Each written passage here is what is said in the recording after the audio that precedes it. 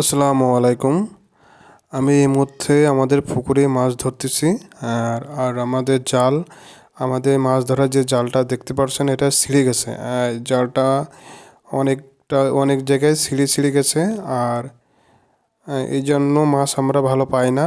তাই আমি জালগুলো আজকে ঠিক করে নিচ্ছি। আমাদের যে জালটি আছে এটা আমি সুন্দর করে সেলাই করে নিচ্ছি।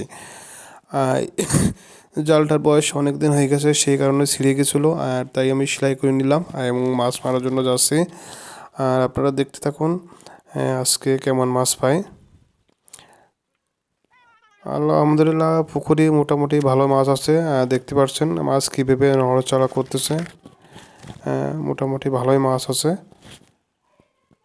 আর মাছ ধরার জন্য মাছ দেখতে পাচ্ছেন একটি মাছ চলে গেছে। আর আমি আরও চেষ্টা করতেছি। আরও দেখতে পাচ্ছেন আরও চেষ্টা করলাম। এবার দেখি মাছ পাওয়া যায় কি না। আপনারা দেখতে থাকুন। আমাদের ভিডিও ভালো লাগলে অবশ্যই শেয়ার করবেন এবং একটি কমেন্ট করবেন। এবার মনে হচ্ছে বড় একটা মাছ বেঁধেছে, কারণ জাল অনেক টান দিচ্ছে। যেহেতু আমি জাল ধরে আছি আমি বুঝতে পারতেছি। দেখি,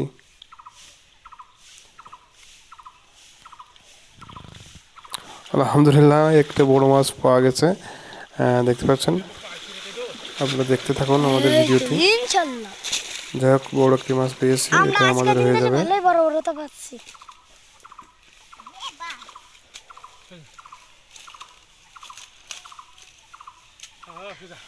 প্রত্যেকদিন আমরা বড় বড় তো পাই।